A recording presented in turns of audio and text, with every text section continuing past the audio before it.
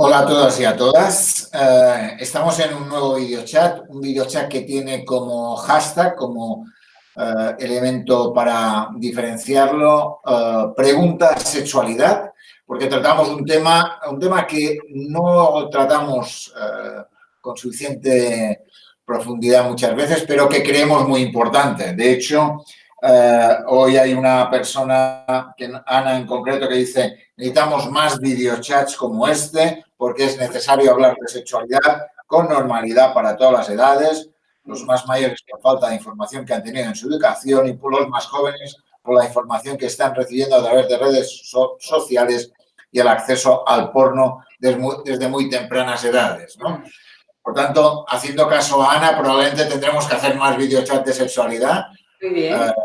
Y en este caso tenemos hoy una colaboradora de la Escuela de Pacientes, una sexóloga, es la persona que lleva la consulta de salud sexual del Hospital Reina Sofía, y es un placer estar con ella hoy en este videochat, que tiene además a Manuela López Doblas, que es cordobesa y granadina también, aquí con nosotros tuiteando este videochat. Pues muchas gracias. Para mí también un placer estar hoy en este videochat y poder contar y hablar y abordar la sexualidad, que ya es hora. Bien, pues hay una primera cuestión que normalmente las preguntas que nos han llegado van ligados a diferentes patologías, y hay una primera que dice, es Joaquín Pavón, que es neuropsicólogo de una asociación de daño cerebral adquirido de Granada. Dice que normalmente en el trabajo como neuropsicólogo se encuentra muchas veces que el tema de la sexualidad es un tabú. Sí. Dice, desde el entorno familiar se devalúan los derechos, se infantilizan algunas conductas y se les niega la sexualidad. Incluso a la hora de la intervención terapéutica normalmente es un hándicap para los profesionales, ¿no? Entonces, te querían preguntar sobre cómo afrontar esta temática con las familias, que muchas veces es la barrera para poder trabajar, en este caso, la sexualidad de estos pacientes con daño cerebral adquirido, ¿no? ¿Qué les podrías decir? Como primeras ideas. A ver, voy a hacer una pequeña introducción que igual va a valer para otras cuestiones, y es que la sexualidad no es igual a coito y a la genitalidad. La sexualidad es mucho más amplia y no podemos deshacernos de ella porque tengamos una edad, una patología, un tratamiento, unas condiciones físicas o psicológicas. La sexualidad es un hecho desde que nacemos hasta el final. Entonces, claro, como no partimos de ese marco teórico, de esa idea, pues se piensa que una persona con dificultades físicas o intelectuales, o las dos cosas, pues directamente se le niega y se le infantiliza, como se le niega también a un niño, que tampoco debería negársele. A las familias, pues invitarle a que reconozcan que esa persona que es diferente no carece de sexualidad. Y entonces la intimidad hay que facilitársela, reconocer ese derecho y, por supuesto, abordarlo, no negarlo. Es que está ahí, o sea, si se hace, si se niega, se ningunea, no se mira esa posibilidad. Bueno, esa posibilidad no, ese hecho, pues se está haciendo una dejación, o sea, simplemente. Y, por tanto, para ti la clave es decir, las personas, la familia, ante esta situación tiene que vivirlo más como una situación de normalidad, no como una situación... Claro, es una normalidad, por supuesto, con unos condicionamientos, una erótica y unas conductas diferentes. Bueno, pero es que todos somos diferentes. Más diferentes, sí, pero no ausentes. O sea, tiene que haber un reconocimiento. Es a veces miedo, yo creo, por parte de las familias. A veces sienten miedo, ¿no? Porque no conocemos, no hemos recibido una educación sexual, ¿no? Desde pequeños todavía hay una gran carencia en eso, y muchas veces porque no se sabe, ¿no? Y es mucho más fácil, pues, manejarnos con lo que conocemos y no entrar, no se aborda. A lo mejor se habla a hurtadillas, ¿no? Le he visto tocarse, o se toca, o le he visto... pero no se expresa explícitamente, se tiene miedo. Claro. Y en ese sentido, Joaquín nos plantea educación sexual y discapacidad, ¿no? En ese sentido. Claro. ¿Cómo trabajar la inclusión de la educación sexual en la discapacidad como un elemento Pues, vamos, para evitar estigmas, ¿no? Yo he trabajado en colegio, en primaria, con niños muy pequeños y se cuenta, por supuesto, con la familia para normalizar, casa, fuera, a lo mejor desde, no sé, podría ser trabajar con grupos de familiares y abordar la sexualidad de estas personas con las familias. Desde luego va a ser cada situación diferente, pero sí que tengan unos conocimientos generales y básicos para que por lo menos tenga cabida y que se tenga en cuenta. El trabajo con los familiares sería una idea y con las personas con discapacidad cada situación va a ser diferente, repito, pero si está en un ámbito asociativo, se puede abordar igual que se aborda el tema de la movilidad, recursos de todo tipo, alimentación, nutrición, ¿no? Pues la sexualidad que es una dimensión más del ser humano, ¿de quiénes? De todos y de todas. Y eso es lo que tiene, que esté presente y que exista, que no se ningune. Vamos, yo pienso que podría ayudar. Sin duda, sin duda. Después de esta primera pregunta que va un poco ligado a una patología como es el daño cerebral adquirido, tenemos otras preguntas y también a la discapacidad relacionadas con algunas otras enfermedades, ¿no? Ajá. Hay una persona que dice que ha tenido un infarto de miocardio y plantea qué cuidados debe tener y si puede tener relaciones sexuales sin problema. Vale. El infarto, no todos los infartos, no todas las situaciones son iguales. Vamos a generalizar mucho. Trabajo aquí en el hospital con grupos de pacientes en rehabilitación cardíaca. Son personas grandes infartados, incluso trasplantados de corazón.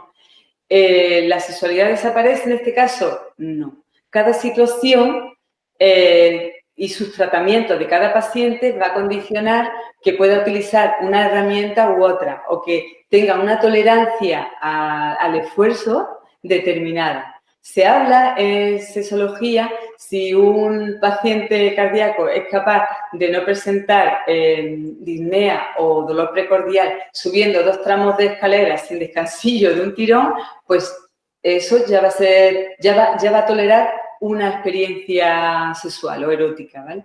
Hablamos de, no sé si estamos muy centrados en el coito, lo sexual, hay un beso que pueden hacerlo siempre, un abrazo, un montón de historias, pero si estamos hablando de... Acaricia, ¿no? Caricias, hay juegos, hay un montón de historias. Bueno, puede ser que la movilidad quede, la tolerancia al esfuerzo quede reducida, pero que puedan mantener una experiencia sexual con respuesta completa. Me refiero al orgasmo. La excitación va a tener un gasto cardíaco, no hablo de cifras porque hay pacientes que con 130 pulsaciones pues lo toleran y bueno, no hay ningún problema, y otros porque sus cardiólogos le dicen no pasar. Entonces, no voy a dar cifras, ¿vale? Va a ser una situación, luego cada situación es individual. Se puede hacer esta pregunta a su cardiólogo respectivo. Es curioso que a veces me preguntan, perdona que yo me enrollo un poco por ahí antes, porque les da vergüenza, a ver qué va a pensar el cardiólogo. A ver, que por poco se muere y ahora está preguntando por el sexo. Y entonces la mujer nené, por eso no se pregunta, casi siempre son hombres mayoritariamente los pacientes cardíacos. Entonces no pregunta. Muchos profesionales, pues no, por no a ver si le van a preguntar algo que no sabe, tampoco indaga. Bueno, que lo digan, que yo desde aquí aconsejo que los pacientes que se atrevan, porque nuestros cardiólogos, de hecho yo estoy en ese grupo porque mis cardiólogos y todos los profesionales que lo atienden han visto a bien que yo esté y ahí estoy. Bueno, siguiendo por lo que me has preguntado. La tolerancia es importante.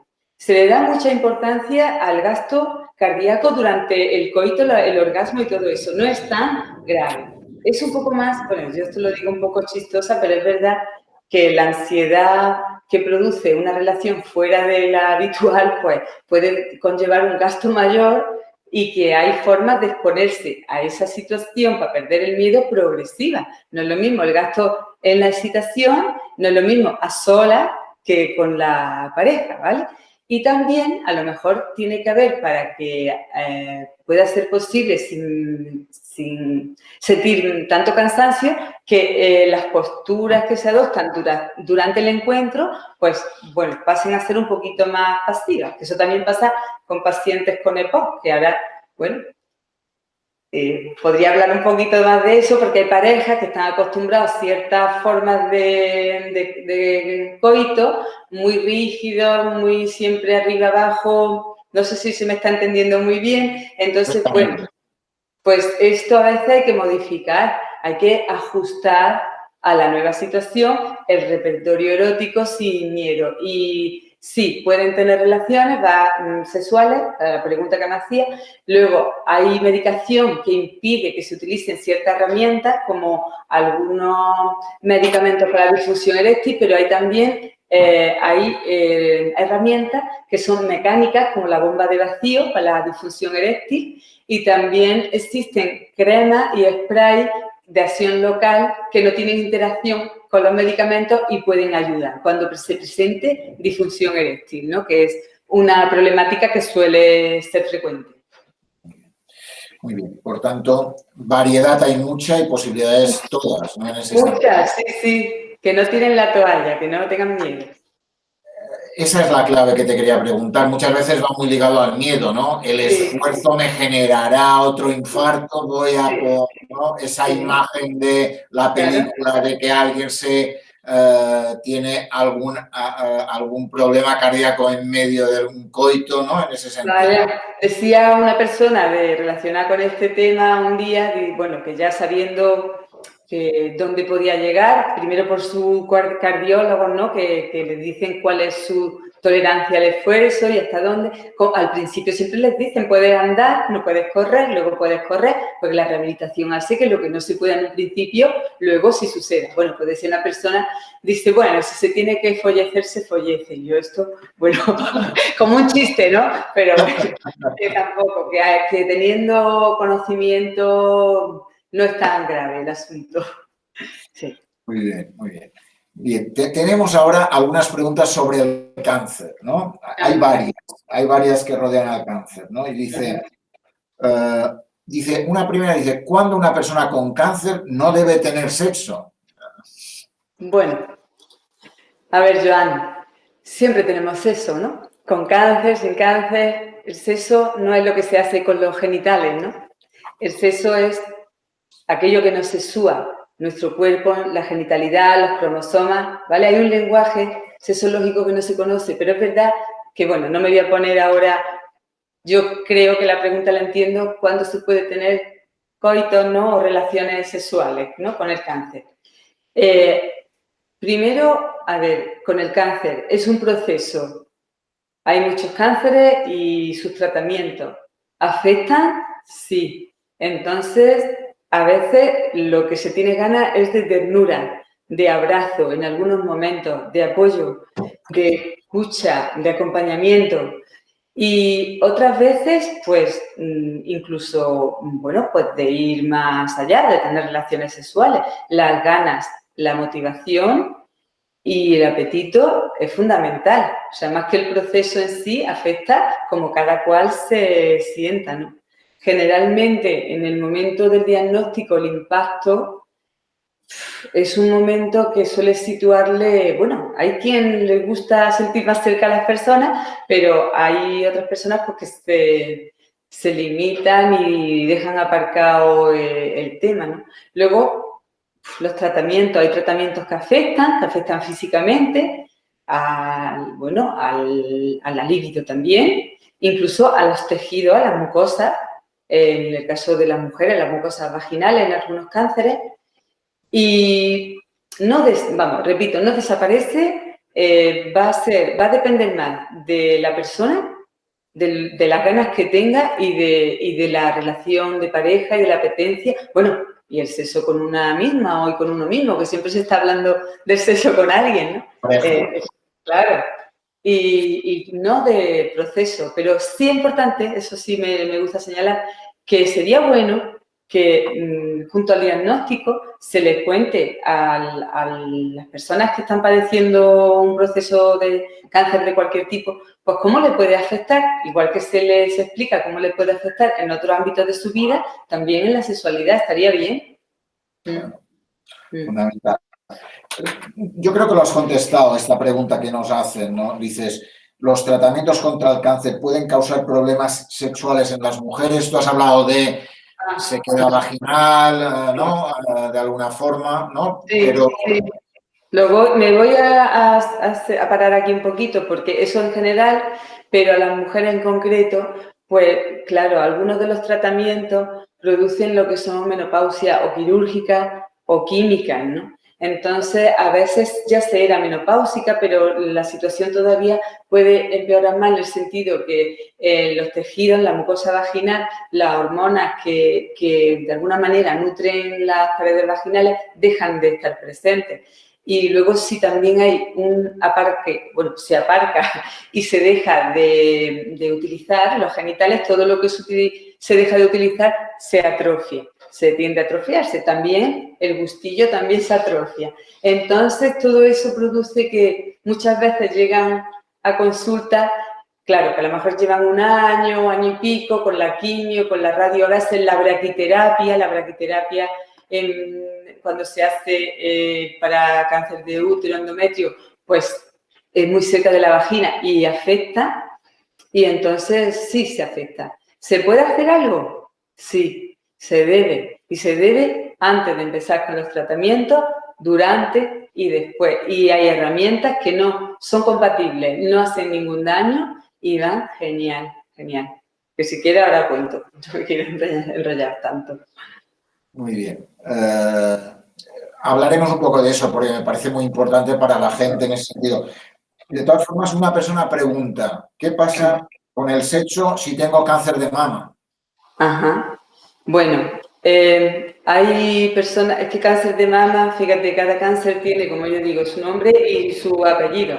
Y hay algunas mujeres que la intervención quirúrgica, pues bueno, se tienen que someter a una mastectomía, otras que no, un cuadrante, otras que no. O sea, los aspectos que se consideran relacionados con el cáncer de mama más estéticos, actualmente cada vez se dan menos. Lo estoy viendo en consulta a lo largo del tiempo porque cada vez la cirugía es más conservadora. Claro.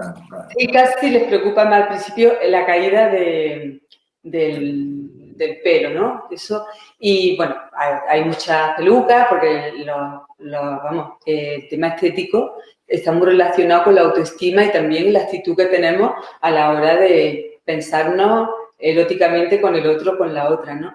Bueno, que yo le diría que a esas personas con cáncer de mama, pues va a tener su momento cada persona particular que habría que abordarlo, pero en términos generales, que se cuide y que no solamente cuide su cuerpo, la piel del resto del cuerpo, sino también los genitales, la vagina. Hay hidratantes externos, hay hidratantes internos, con probióticos, con prebióticos, productos con tocoferol que mantienen las mejores condiciones, que además, bueno, pues haya una prevención de la atrofia, ¿no? Pues como se previene, pues introduciendo algún masajeador o su propio dedo a la hora de poner esos hidratantes o manteniendo relaciones si se desean para evitar esa atrofia. No es incompatible el cáncer de mama con la sexualidad, eso en general. Y además hay ya herramientas, muchas,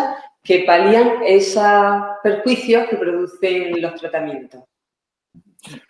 ¿Y alguna cuestión de pérdida de estimulación alrededor de los pechos como un elemento dentro de la erótica entre personas? Sí, esto sí lo expresan.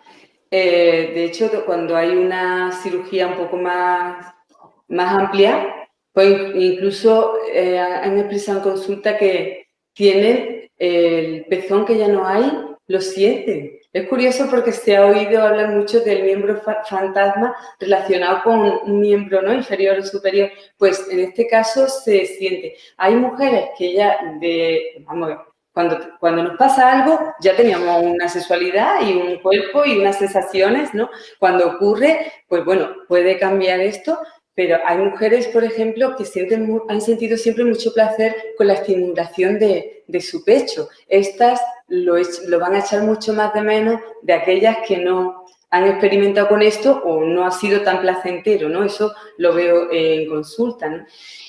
Algunas rechazan... un poco a la historia sexual de cada uno también, ¿no? Claro, hay un antecedente, como dice Cabello, hay que tener en cuenta al abordar cada caso siempre los antecedentes, los precipitantes y los factores mantenedores. Y esto va a ocurrir en cualquier persona. Sí, no podemos negar que hay repercusión, esto nunca, ¿no? Pero ¿se ha terminado? No. Es verdad que ahora a lo mejor este pezón, esos pezones no se notan o se notan de otra manera, incluso el tacto con las cicatrices es desagradable, a veces no se quiere mostrar y esto es una realidad y hay que abordarlo, hay que afrontarlo, hay ayuda psicológica, hay, bueno, pues que hay que abordarlo, o sea, no se puede negar que sí.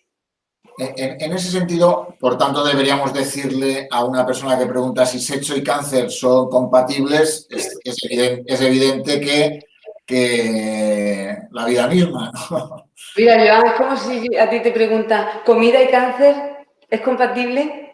La alimentación y el cáncer, ¿no? Vamos a decir, la sexualidad, la alimentación, la nutrición, ¿es compatible? Claro, hay días que no tendrás ganas de comer y además a lo mejor deberás comer ciertas cosas porque con la quimio, el vinagre, bueno, hay ciertos alimentos, pues esto igual pasa. Lo que ocurre es que la sexualidad no está normalizada, no está integrada en los cuidados. En los cuidados, ni profesionalmente, es verdad, yo desde aquí hago un poco de hincapié en esto y es injusto porque muchas veces lo que dejamos, bueno, es una carencia de información y dejamos de dar herramientas que son necesarias y que van a repercutir si no se utilizan posteriormente.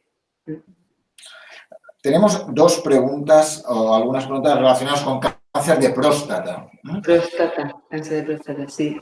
Una es, hay una persona que pregunta si es posible alcanzar el orgasmo después del tratamiento de cirugía de cáncer de próstata y dice que le preocupa. No sé, no cuenta su situación, pero puede ser. A ver, en este caso su urólogo es quien más le puede informar de el alcance que va a tener o la repercusión que va a tener la cirugía concreta. No todos los cánceres de próstata van a afectar de la misma manera, porque el cáncer de próstata a veces se trata sin hacer una cirugía radical e incluso pues puede ser que ni siquiera se presente disfunción eréctil. Como el 50%, para que os hagáis una idea, de los hombres con cáncer de próstata van a presentar disfunción eréctil y el 50% no, pero no se puede decir a ti te toca o no, no. Hay cirugías que son mucho más radicales y ya se sabe que no va a haber próstata y no va a haber erección y eso lo saben los urólogos. O sea, esa pregunta... yo le diría a esta persona, si lo pregunta por una futura cirugía que tenga planteada, que su urólogo le va a informar de hasta qué punto y qué puede encontrar. Y hay tratamiento, incluso aunque bueno, tenga una afectación X, se puede recuperar posteriormente en algunos casos, en otros, pues no. También puede ser una limitación. Y hay otra pregunta, dice, ¿cuáles son las causas de las alteraciones sexuales en el cáncer prostático? Las causas de las alteraciones, bueno, es que depende de la amplitud de esa cirugía. A veces incluso la radio también puede hacer mucho daño y dejar, pues claro, sin la vascularización disminuida. Luego también la comorbilidad a veces también, ¿no? En un paciente diabético no va a ser lo mismo que una angiopatía diabética previa con los tratamientos, si es un paciente hipertenso, si tiene otra. Pero en el tema de próstata hay una gran diversidad, porque tengo experiencia en eso que me he encontrado pacientes que ya han sido intervenidos con una respuesta sexual sin ningún problema y una libido sin necesitar ninguna ayuda para nada, y otros pues que no. Incluso pacientes en donde en un primer momento el tratamiento ha sido menos agresivo y con el tiempo pues se ha tenido que instaurar una quimio, que a veces, bueno, ahora hay un tratamiento orales que también producen una disfunción ya eréctil de por vida. Y entonces, bueno, es una mala cosa, pero habrá que afrontarlo cuando sucede. Y eso lo va a saber el urólogo en función de cada caso. Cada caso. Pero... Por tanto, pregunta hacer al urólogo cómo va a afectar a mi sexualidad la intervención que me van a hacer debido al cáncer de próstata, ¿no? Y vamos, lo hay, además actualmente hay incluso urólogos que son además andrólogos y luego pueden hasta tratar y dar herramientas para ayudar en ese sentido, ¿no? Si la afectación es un poco mayor y habrá que aceptar, pues como, no sé, que a veces nos toca, ¿no? Y tenemos que aceptar los límites, ¿no? Yo lo que invitaría a estas personas, pues que reconozcan y afronten un duelo, es una pérdida. Porque cuando te lo pasas tan bien con tu cuerpo, pues eso no es alegremente lo he perdido. Eso da mucha rabia. Entonces hay un duelo. Habrá que afrontar ese duelo, ver qué no puedo hacer, cuál es mi límite, pero qué sí puedo hacer. Mi sexualidad, no, si no estoy tan genitalizado, tan coitocéntrico, mi sexualidad no ha desaparecido. Explorar otra erótica, ¿no? Más relacionada con la piel y con el resto de los sentidos. Igual que cuando algunas personas, pues con algunos problemas, pues se le anula la vista, a otros sentidos se desarrollan otros, ¿no? Pues a lo mejor, bueno, habrá que adaptarse, ¿no? De alguna forma, lo que planteas es romper esa idea de la genitalidad, en ese sentido de que si no hay un coito, no hay una relación sexual, y cuando la sexualidad es mucho más amplia y mucho más diversa y mucho más rica en ese sentido. Sí, mira, una frase que yo la digo porque es una constante en consulta, ¿no? Cuando llegan algunas mujeres, por ejemplo, y dicen, Carmen, bueno, vengo porque no tengo ganas de nada, me duele, estoy muy seca y tengo al pobre, siempre hay un pobre, esperando porque, claro, de pronto estoy seca. ¿Qué tiene seca? Su vagina, ¿no? Y está relacionada con el coito. El dolor es cuando ellas, pues, a veces toleran la penetración por miedo a la pérdida del otro, porque ellas se ponen muy insistentes para que no se enfaden. Yo esto, de verdad, si me oye alguien, que esto no lo hagan. 0% tolerancia al dolor, porque el dolor afianza que siga doliendo y provoca lo que se llama en nuestro ámbito un vaginismo secundario, una contracción ya involuntaria por miedo. Bueno, a lo que iba. Ya no, la vagina no se puede, ya no se hace nada. Sí, estamos muy centrados en el coito y la genitalidad. Mucho. Tiene, bueno, su porqué también, porque es gustoso, es placentero cuando lo es, pero no sé, nos hemos focalizado demasiado y no hemos explorado otras posibilidades muchas veces. Hay una pregunta ligada a eso sobre la disfunción eréctil. Tú has hablado antes un poquito, cuando hablábamos de los pacientes cardíacos, has dicho puede haber algún problema ligado a eso de generar una disfunción eréctil, ¿no? Cuéntanos cuenta un poco alrededor de ese tema, porque es una pregunta que nos hacen. De alguna forma lo plantean por el tema, entiendo yo, del cáncer de próstata, pero no lo sé, lo plantean así abiertamente. En general, es que, claro, con algunos tratamientos incompatibles, si se sufre una disfunción eréctil por el proceso que sea y además por el tratamiento, pues entonces muchas veces si no me puedo tomar lo más conocido, pues el sildenafilo, tadalafilo, vardenafilo, todos estos productos, que no digo el nombre comercial, pero sí el principio activo, a veces son incompatibles con algunos tratamientos, ¿no? Entonces, pues, ¿qué puedo hacer? Hay otros como la onda de choque, eso en el ámbito público todavía no aquí, pero sí algunos urólogos en sus consultas lo utilizan, que puede ser una un tratamiento que pueden utilizar pacientes que toman otros productos. También, pues, el alprostadilo, por ejemplo, que es un vasodilatador y que se utiliza, yo no sé si has oído hablar de Cabergé, es una inyección intracavernosa que se inyecta. Esto suena como muy malo, muy peligroso, y hay algunos hombres que no se atreven a pincharse o que sus parejas le ayuden con esto, la aguja muy pequeña, y en la práctica real no es doloroso, ¿vale? Y entonces es una inyección intracavernosa que lo que hace es una vasodilatación, sí o sí. Fíjate qué curioso, con el resto de los inhibidores de la 5-alfa reductasa, tiene que haber una motivación y deseo, y cuando se utiliza el alprostadilo o estos esta prostaglandina, que son vasodilatadores, no es necesario ni el deseo, o sea, se dilata, ojo, si no hay ninguna situación vascular que impida que se produzca, ¿vale? Estamos hablando de posibilidades, de que exista la posibilidad, ¿vale? Entonces, se puede usar Cabergé, que es la inyección intracavernosa.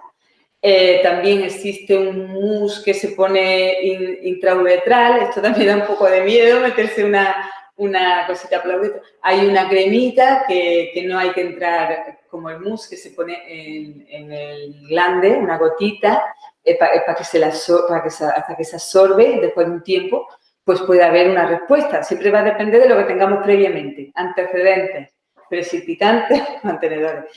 Y, bueno, pues también la bomba de vacío, antes la he mencionado, es un artilugio que, bueno, aquí no tengo presentación ahora mismo, pero a veces la llevo a mis intervenciones con pacientes. Un artilugio que simplemente es un succionador, entonces acumula sangre en el pene, se pone una anilla en la base y se mantiene una erección durante un tiempo. No se puede tener mucho tiempo para no necrosar y dejar ahí la sangre estancada. Hay que observar que el tiempo no puede ser muy prolongado, pero puede producir un pene con una posibilidad de coito, de penetración.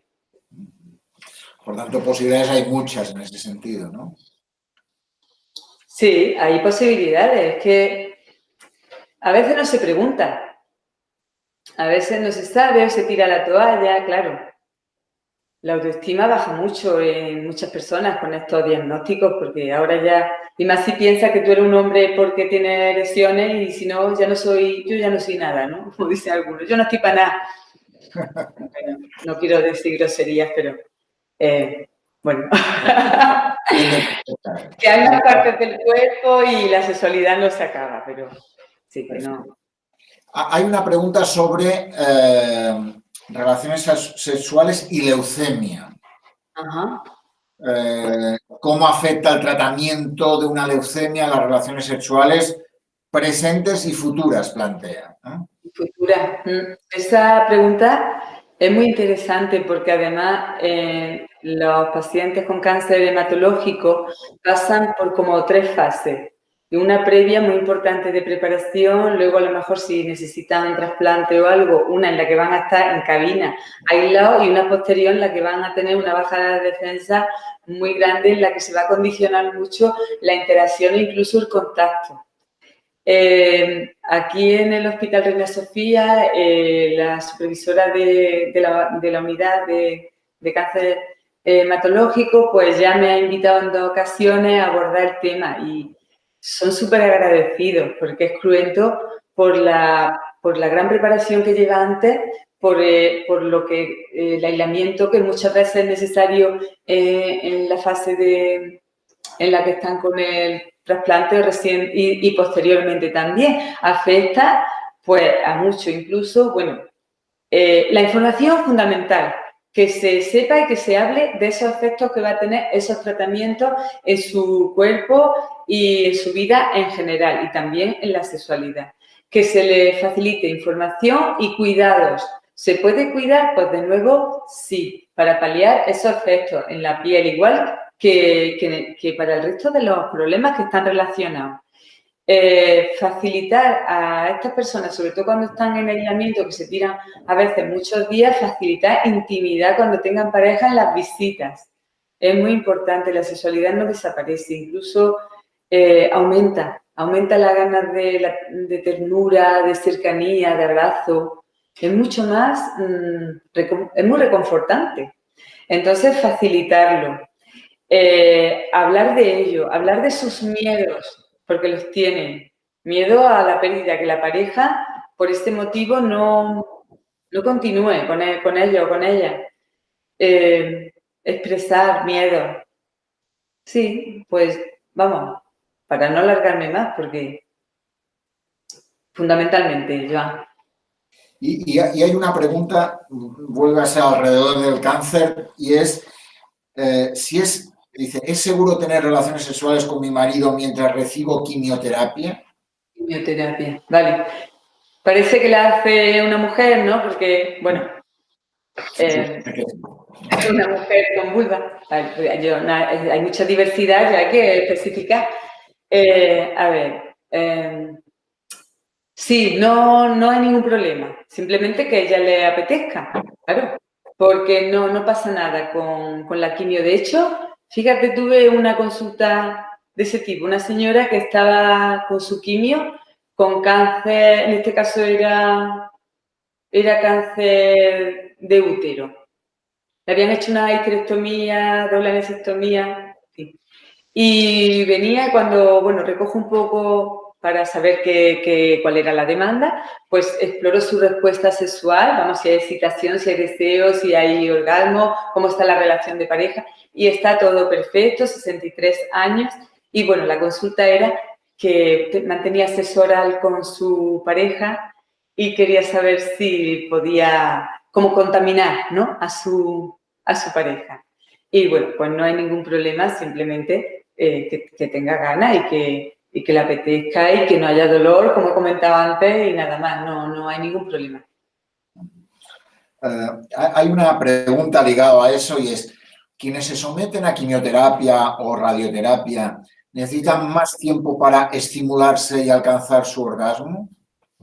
Pues también me encanta esa pregunta, porque sí se hace un poco más lenta la respuesta en general. Hace falta más lo que se le llama al juego previo. A mí no me gusta hablar de eso de lo previo, porque lo previo parece como un guión ya establecido. Previo, lo que es previo y la meta. Y la meta también súper establecida. Y estamos con el mismo lenguaje y la manera de contestar. Si yo le sigo el rollo a alguien que hace esa pregunta, estoy reforzando ese pensamiento. Entonces, sí, el impulso puede presentarse menos frecuente, con menos frecuencia, por esa repercusión del tratamiento, por la situación en sí. Sí, puede suceder. Puede ser que el cuerpo reaccione de una manera más lenta. Pues sí, porque los aspectos físicos pues están diferentes, están o no están. Puede ser que sea necesario un encuentro donde el imperativo del coito pues no sea el centro de ese encuentro. O sea, me refiero que se disfrute más. A veces las personas que he atendido, voy a decir mis pacientes, bueno, nadie es mío, pero yo les llamo mía, dicen que la sexualidad, después de cambiar lo que hacían y cómo lo hacían, ¿no?, y el guión tan corto y tan absurdo, muy pornográfico también, de, no sé, a ver, voy a decirlo, ¿vale? Pues teta, culo, meto, algo así, pues ya al ampliar un poco ese repertorio erótico han descubierto otra sexualidad que antes no tenían. O sea, que de pronto expresan que ahora es mejor. Ahora es mejor porque no hay culpables, ¿vale? Aquí no hay culpables, somos, pues bueno, hemos tenido la educación que hemos tenido, muy centrada en lo genital, en el coito, se ha castigado o se ha valorado, pero siempre lo mismo. El resto ha sido periférico, ha sido el juego, lo previo, ¿vale? Cuando se experimenta y se descubre, se descubren otras cosas que no se sabían y que pueden ser muy placenteras. Y a veces pues mejora mucho, cambia mucho el juego. Muy bien. Y hay una persona que pregunta por qué sucede con mi sexualidad con un diagnóstico de cáncer de testículos. Vaya. A ver, de cáncer de testículo, la gónada, no el pene, va a depender también del alcance del cáncer, de la cirugía, del tratamiento, de lo que se afecte la vascularización de la zona. No tiene por qué, de hecho conozco casos. Y no tiene por qué, ¿a qué me refiero? No tiene por qué afectarse la respuesta sexual, no tiene.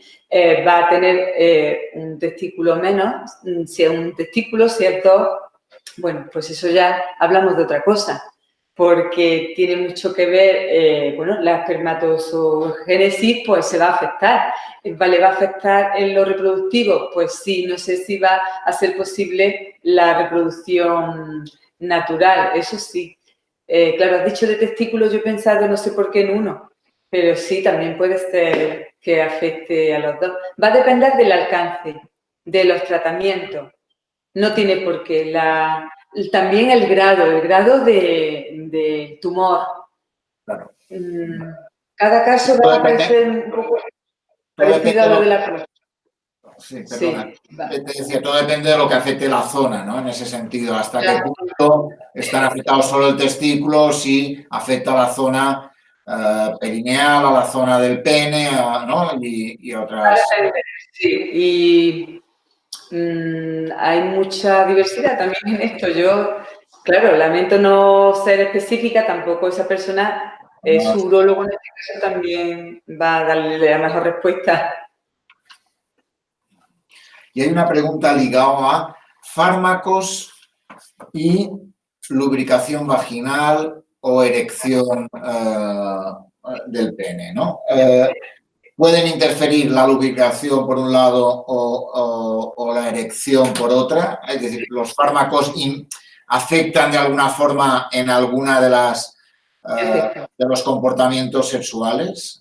Sí puede afectar. Algunos, vamos, y fármacos ya no nos vamos a centrar tanto en el cáncer, ¿no? En este caso es más abierto, ¿no? Fármacos en general. Está abierto, sí. Claro, pues hay antidepresivos, muchos psicotropos afectan en la libido también, en la tumescencia peneana, en el deseo, ¿no? Me refiero a algunos fármacos en la función, vamos, en el grado de erección del pene, algunos anulándolo, y tanto en hombres como en mujeres, ¿no? También, no solamente el fármaco, algunos procesos que ya no son cáncer, como por ejemplo la diabetes. La diabetes produce una angiopatía, tanto en el hombre como en la mujer, está más abordada la del hombre, porque es más notorio, ¿no? Lo de la disfunción eréctil, pero en la mujer también, incluso afecta la sensibilidad. Igual que una mujer o un hombre, una persona que esté en una mesa camilla con un brasero y sea capaz de quemarse un dedo siendo diabético o diabética sin darse cuenta porque la sensibilidad está disminuida, también a veces lo está en otros lugares, puede ser en sus genitales, ¿no? Es importante y puede ser hasta un predictor. El síntoma, o sea, el síntoma me refiero, una disfunción eréctil sin una explicación conocida que se presente en una persona con pene, pues es ya un motivo de consulta, porque puede ser un síntoma centinela, puede ser, está pasando algo. No una vez, no una vez, porque, bueno, se habla un gatillazo o una racha, el pene no siempre tiene que estar erecto si no pasa algo, pero si es persistente, de pronto, sí, puede ser un motivo de consulta. Y en la diabetes, que no me quiero ir, el mantener unos niveles de glucemia adecuados va a repercutir con que no se afecte tanto su respuesta sexual ni su cuerpo en general. Puede ser una motivación para invitar a que los pacientes tengan más adhesión a los tratamientos y se cuiden más. Y bueno, fundamentalmente psicotropos, fármacos para la atención, que va, a ver si se me ocurre alguno más. Bueno, el tamoxifeno en las mujeres, bueno, he dicho una marca. Los inhibidores hormonales también afectan a la respuesta sexual, tanto en mujeres como en hombres. Lo que sí pueden hacer, si vamos a ver, si el fármaco que están utilizando le afecta, puede consultar esto a sus médicos de familia porque quizás pueda encontrar algún otro que afecte menos y que sea también, que trate la patología, o sea, que lo pregunten porque, a ver, hay posibilidades y a veces el médico lo que no sabe es si le está afectando o no. Nadie habla del tema y se sufre. Entonces, mejor decirlo y muchas veces hay alternativas o ayuda a compensar, ¿no?, el efecto del fármaco. Bien. Hay una pregunta ligado ahora a la fibromialgia, ¿no? Y es una pregunta, entiendo, de un hombre porque dice, ¿es cierto que con la fibromialgia dice mi mujer que no tiene ganas y que el cuerpo le duele todo? Muy bien.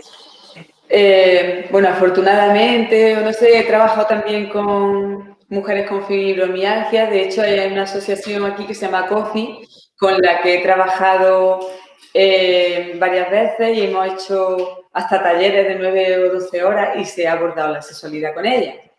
Y en mi experiencia, ¿duele? ¿Hay dolores? Sí, hay muchos dolores. Hay dolores constantemente, hay tratamientos y hay veces que no duele. Un orgasmo, por ejemplo, en una mujer con fibromialgia le puede incluso aliviar el dolor durante las 2 horas tras el orgasmo. Lo que pasa es que no siempre se tienen ganas a veces por el dolor. Hay que buscar el momento, ¿vale? Nos estamos centrando mucho otra vez en la respuesta sexual con orgasmo, que hay otras cosas. Ellas se quejan de que muchas veces, ellas, porque la mayoría son mujeres, las que padecen fibromialgia. Hay algún hombre, pero muy poco. Y ellas, la queja es que no se las comprende, ¿no? Que necesitan más mimos, reclaman mimos. Y menos centrarse a lo mejor en que haya eso, un encuentro con cópula, con coito, lo que se le suele llamar completo, la relación completa, que eso no es así, completo, un beso bien dado es muy completo. De hecho, la oxitocina sube mucho con un beso en la boca bien dado, que lo digo yo. Entonces, bueno, ella reclama sobre todo ternura. Entonces, gana. Es que la pregunta es, gana. A ver, ¿ganas de qué? Había que preguntar, ¿gana cuál es la oferta? ¿Cuál es la oferta? Porque yo tengo ganas de pasarlo bien y casi siempre, a veces, pues bueno, de estar tranquila, ¿no? Pero cuando es bueno, lo que sentimos, lo que experimentamos, generalmente buscamos repetirlo, ¿no? Si lo que nos ocurre es doloroso o, bueno, no nos gusta, pues entonces uno no tiene ganas de meter unos dedos en un enchufe que te van a dar calambre. Yo es que no tengo ganas, yo es que debería de no meterlos más si estoy psiquiátricamente sana, ¿no? No sé si se me entiende. Sí, perfectamente. De todas formas, yo creo que en la pregunta también hay un cierto estigma de dos cosas, una es la fibromialgia y otra de la mujer. Digo, porque dice, es cierto, la fibromialgia, dice mi mujer, que no tiene ganas. De alguna forma hay que entender que las ganas son muy diversas y la oferta también, como decías tú, también hay que tenerla en cuenta, ¿no? Que se ofrecen. A lo mejor empezar por un buen masajito de pies, ¿no? Sin intención, no previo, sino por sí mismo, ¿no? Un encuentro diferente, ¿no? A ver, y bueno, la seducción, que no quiero que se me olvide, es muy importante, porque la seducción parece que ya es tu mujer y ya está, ya es tuya, ¿no? Y la mujer se motiva mucho cuando el macho la seduce y viceversa, ¿vale? Pero vamos a contestar un poco a la pregunta. Bueno, ¿cómo seduce un macho? Pues, bueno, los olores, lo que habla, el tacto, los regalitos, ¿no? Si nos vamos a la pradera, la hembra en la pradera y el macho, ¿no? La hembra elige a aquel que le provee, con el que se siente segura, no con aquel con el que va a sufrir, va a pasar un mal rato, o debo de. También las mujeres, cuando los machos insisten mucho, ¿vale? Vamos a hablar un poco así, en esos términos, espero que nadie se ofenda, se le crea una ansiedad de rendimiento como que tengo que, y hay hombres que hasta ponen una señal en algún sitio cuántos días pasan sin hacer aquello que siempre hacen, ¿no? Entonces, ellas se sienten presionadas y eso actúa inhibiendo el deseo. O sea, actúa al revés. Yo les diría un truco, que ellos no, vamos a ver, no expresen eso y que se le ocurren en el campo de la seducción. Se le ocurren por ahí. Van a conseguir mucho más. Y que el grano, ¿no? Como dice, siempre va al grano. A ellas se quejan a veces de eso, ¿no? El grano. Siempre que siempre va al grano. A ver, si es que no me sabe tocar, ¿no? Bueno, pues aprendamos a tocar. ¿Cuántas cosas importantes, ¿no? ¿Cuántas cosas importantes uno se pierde por ir al grano, ¿no? Allá, eso de que va al grano, claro, es normal, ¿eh? Tampoco vamos a culpabilizar a nadie, es normal la libido, el impulso sexual generalmente, porque si eso es la respuesta más rápida en el hombre, ¿no? A veces veo ya, o pensamiento, las mujeres necesitamos que nos cuadre a veces más variables, que más aspectos nos encajen. Si por la mañana pues ya no nos ha ocurrido algo, o una mala palabra, un gesto, o algo que no nos ha gustado, la verdad que ya no nos motivamos, ¿no? Y la satisfacción cada uno es responsable de la suya, no, nadie tiene que satisfacer a nadie, esto también quería comentarlo porque nadie tiene esa obligación de satisfacer, ¿vale? Lo que hacemos es compartir. Cuando se habla en pareja es incluso lo que se trata muchas veces cuando asesoramos, informamos a las parejas que acuden a consulta, que a veces vienen, a veces no, pero a veces vienen, es lo que hacen juntos, la relación. Entonces, es importante esa mirada a ese sitio común donde van a compartir qué se hace, cómo se hace, de qué manera, negociando los placeres, no imponiendo la necesidad de cada uno. El hombre, pues sí, el impulso más rápido, pero habrá que negociar. No es lo tuyo ni lo mío. Vamos a hacer ahí, a ver qué hacemos. Hablar, la comunicación, fundamental. Se hace más necesaria que nunca la comunicación. Y a veces están los dos, cada uno con su diálogo interno. No quiero molestar, algunos asustados con ella, no la quiero molestar, la pobre que también está con esto. Y ella pues no me hace, se me acerca. Ella a veces no me quiero acercar, no quiero despertar al monstruo, necesito un abrazo, pero si lo abrazo ya temo lo que va a venir después, el guión. No sé, si voy muy rápido, pero se me entiende un poco, ¿no? Muy bien. Bien. Hay una pregunta de una persona que tiene EPOC y dice hace una pregunta y dice, para mí el sexo es más problema que placer. Sí, puede ser porque, hombre, dentro de poco estamos en ello. También me voy a incorporar a grupos de pacientes con EPOC. Pasa igual que con todos los procesos. Hay situaciones y hay dificultades para el esfuerzo diferentes. La adaptación a lo que sí hay. Vamos a fijarnos en qué es lo que tenemos, que sí podemos, y si, por ejemplo, en las conductas que se tienen en pareja hace falta pasar a ser más pasivo. Vamos a ver, hablo yo hipotéticamente, que no sé exactamente la persona que pregunta, pero pues bueno, pues de pronto pues ser más pasivo en el repertorio erótico, pasivo en moverse menos, no en no estar ahí, no ser consciente, no decir, no comunicarse, no, ¿vale? Me refiero pues, a lo mejor en su capacidad de movimiento. Cuando no se puede, porque no se puede de ninguna manera, pues bueno, habrá que afrontar la realidad, ¿no? Pero he hablado con muchos pacientes con EPOC, incluso con personas con una capacidad pulmonar muy pequeña, vamos, pero pequeñísima. Y hasta yo misma me he sorprendido de lo que es posible. Si no se tiene esa mirada tan reducida respecto a lo que podemos con nuestro cuerpo. Muy bien. ¿Cuántas cosas uno tiene que aprender de sí mismo también, ¿no? Y de mirar a la otra persona de otra forma también, ¿no? Sí, descubrir la aventura, investigar. Las posibilidades son infinitas. Hay 7.500 millones de sexualidad en este mundo, tantos como habitantes, no hay una sexualidad. Es esa la cantidad de sexualidades. Cada una es mucho más diversa. Y casi para terminar, a no ser que quieras añadir otras cosas, ¿no? Yo creo que has comentado cosas que sirven para cualquier persona. Tenga una patología o no, haya pasado o no. Hemos comentado cosas que sirven para pacientes con cáncer o para pacientes con fibromialgia o para una persona que ha tenido un episodio cardíaco, etcétera, ¿no? Esta pregunta final habla de una perspectiva para abordar el tema con un niño de 10 años. Ajá, vale. Por tanto, cerramos con esa perspectiva, ¿no? Vale. De alguna forma es de la persona que al inicio yo he empezado con ella, que era Ana, que decía la importancia de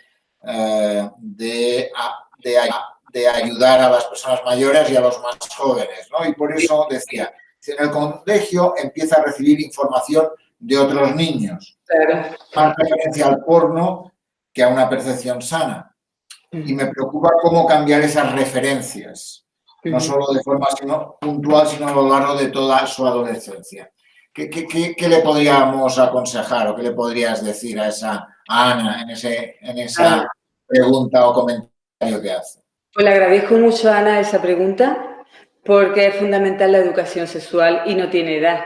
O sea, ¿cuándo se empieza a hablar a un niño de la higiene? ¿Cuándo se le empieza a hablar de los hábitos alimenticios, de la seguridad vial? Pues desde que tiene uso de razón para entender lo que se le está diciendo y cada momento a su nivel. ¿Es transversal? Sí, la transversalidad muchas veces en la educación se ha tratado como un tema aislado y marginado y de verdad no se ha hecho transversalidad, sálvese quien pueda, ¿no? No en todos los casos. ¿Cuál es la edad? Pues todas las edades. Todas las edades, desde el principio hasta el final de nuestras vidas. Tenemos sexualidad siempre. Por supuesto, cuando está ausente, lo que se conoce sobre sexualidad se conoce a través de los iguales y los iguales a través de la pornografía, las redes. Sí, eso se está convirtiendo en un modelo. Yo les digo a veces cuando hablo con personas más jóvenes, adolescentes y más jóvenes, les digo, a ver, tú cuando vas a ver la Guerra de las Galaxias, ¿tú sales creyendo que te va a encontrar Lord Vader por ahí? No. O cuando veo una película porno porque la ven, ¿tú crees que eso es la sexualidad? ¿Por qué lo crees? Eso es ciencia ficción. Sin embargo, no hay otro modelo.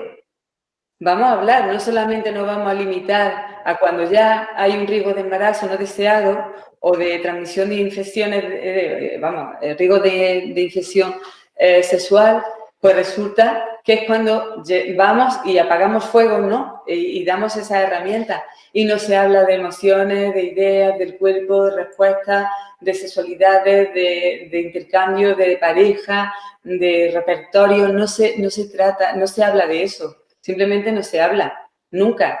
Entonces, claro, hay mucho riesgo. ¿Cómo se palia esa carencia? Haciéndolo. Yo escribí hace poco un artículo para una revista juvenil de aquí de la Diputación de Córdoba y invitaba a los propios jóvenes adolescentes a que reivindiquen y exijan una educación sexual, que la exijan, que tenemos derecho. Los derechos sexuales, que son 16 según la UAPS, incluye el derecho a los conocimientos, al conocimiento, al abordaje, y no se hace. Estamos incumpliendo un derecho humano, un derecho sexual, lo estamos incumpliendo porque venimos de una cultura donde era tabú, donde no se habla, donde es marginal, donde es escondida. Y bueno, eso tiene una repercusión. Claro. Y ya la estamos viendo. ¿Cuáles son las fuentes? Pues eso, las redes, el porno, vaya fuente. La educación. Eso probablemente, esa visión del porno probablemente fomenta aún más esa genitalidad que tú decías antes que hay que romper, ¿no? Esa idea de que la sexualidad es tan amplia, tan diversa, tan rica, que probablemente centrarla solo en la genitalidad dificulta el placer incluso, en ese sentido. Justo eso que tú dices. y crea un imaginario, un modelo sexual en nuestro imaginario totalmente ficticio. Muchas veces se aborda la sexualidad desde los primeros momentos con ese modelo y eso es lo que quiere, reproducir la intimidad. A ver, hártelo a mirar, porque la sexualidad es que es muy variable, varía en cada persona y, bueno, puede ser una fuente de fantasía la pornografía. Sí, te sirve como una fuente, pero como un modelo, nada más lejos. Tiene que haber una sexualidad, a lo mejor también en redes, también en internet, pero que eduque, que forme, que enseñe, que dé pistas, que sea de verdad, no ciencia ficción. Y adaptada a cada momento, a cada edad, ¿no?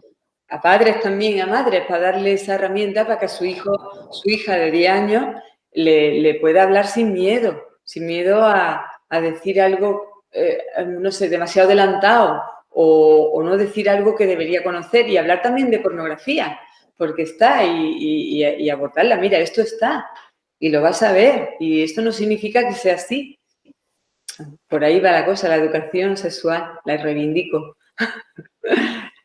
Muy bien, pues reivindicando la educación sexual, tendremos que hacer un nuevo videochat para aumentar nuestros conocimientos, nuestra manera de entender, de ver, e incluso de hablarlo, ¿no? Porque muchas veces, como por una parte el miedo y por otra el tabú, genera que sea un tema del cual todos hablamos en petit comité y nunca en vivo y en directo, ¿no? Como tú lo haces con mucha gente, ¿no?